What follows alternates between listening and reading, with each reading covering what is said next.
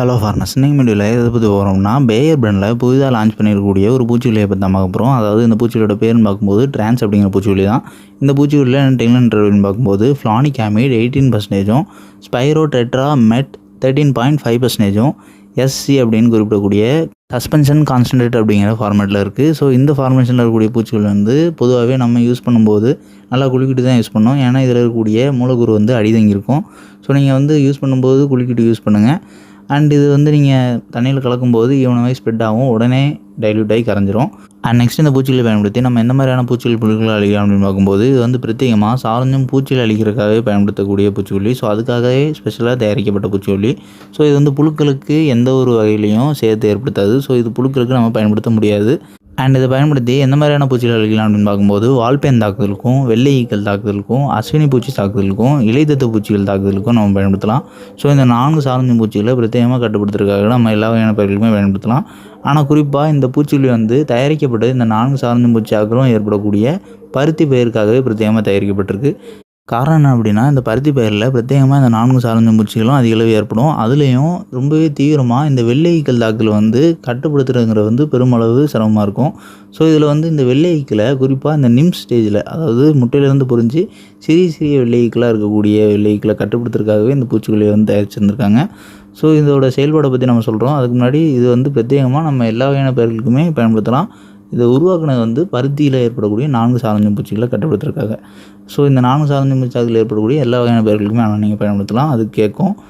And இந்த பூச்சிகள் எந்த மாதிரி செயல்படக்கூடிய அப்படின்னு பார்க்கும்போது இது முழுக்க சிஸ்டமேட்டிக் ஆக்ஷன் மூலயமா செயல்படக்கூடியது. அதாவது பயிர்களில் இருக்கக்கூடிய சைலம், போலியம், திசுக்கள் மூலயமா பூச்சிக்கொல்லி நம்ம ஸ்ப்ரே பண்ண பிறகு செடிகளோட வேர்களை சென்றடைந்து செடியில் இருக்கக்கூடிய எல்லா கொப்புகள், இலைகள், தண்டுகள் அண்ட் செடியில் இருக்கக்கூடிய பூக்கள், காய்கள், இந்த மாதிரி எல்லா வகையான பாகங்களையும் பயிர்களில் சென்றடைகிறது மூலயமா சாரஞ்சும் பூச்சிகளை நம்ம ஸ்ப்ரே பண்ணதுக்கு பிறகு எந்த இடத்துல சாரஞ்சுனாலும் அழிஞ்சிரும்.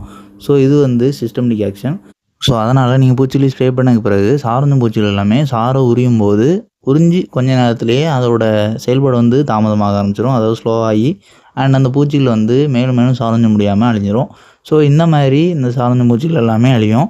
இது தீவிரமான சாரஞ்சும் பூச்சிகள் ஏற்படக்கூடிய எல்லா வகையான பயிர்களுக்குமே பயன்படுத்தலாம். குறிப்பாக இந்த 4 சாரஞ்சும் பூச்சிகளை அழிக்கிறதுக்காக பயன்படுத்தலாம். நெக்ஸ்ட் இந்த பூச்சிகளோட டோசேஜ்னு பார்க்கும்போது 1 லிட்டர் தண்ணிக்கு 0.5 ml 1 ml வரை பயன்படுத்தலாம். அண்ட் இதோட இடைவெளி நாட்கள்னு பார்க்கும்போது இதை நம்ம நார்மலாக 10 15 நாட்களுக்கு ஒரு முறை பயிர்களுக்கு பயன்படுத்தலாம்.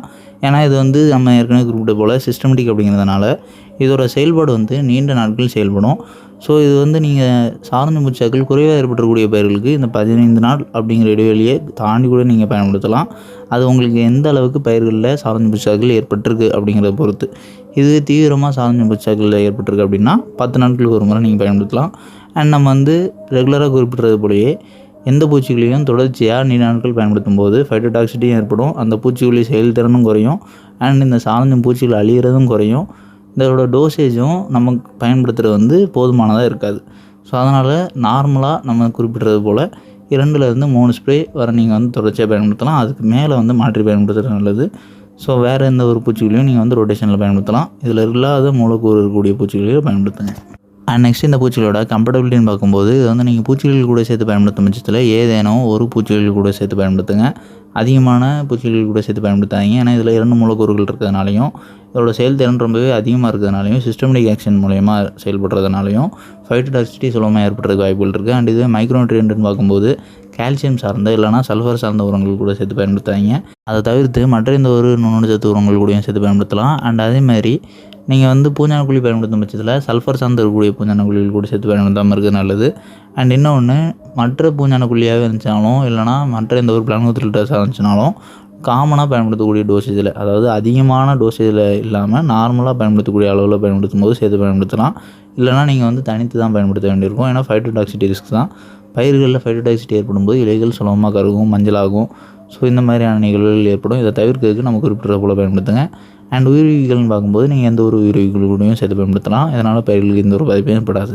அண்ட் இந்த பூச்சிகளுமே ரெயின் ஃபாஸ்ட்னஸ் ஆக்ட் ஆகக்கூடியது தான். ஸோ இதை நீங்கள் ஸ்ப்ரே பண்ணி குறைஞ்சது 2 மணி நேரம் மழை பொழிவு எதுவும் இல்லாமல் இருந்துச்சாலும் கூட இதோட செயல்பாடு முழுவதுமாக செயல்படும். அதாவது 2 மணி நேரத்துக்கு பிறகு மழை பெஞ்சாலும் இந்த பூச்சிகளோட செயல்பாடு வந்து 100% இருக்கும் அப்படின்னு நம்ம குறிப்பிடலாம்.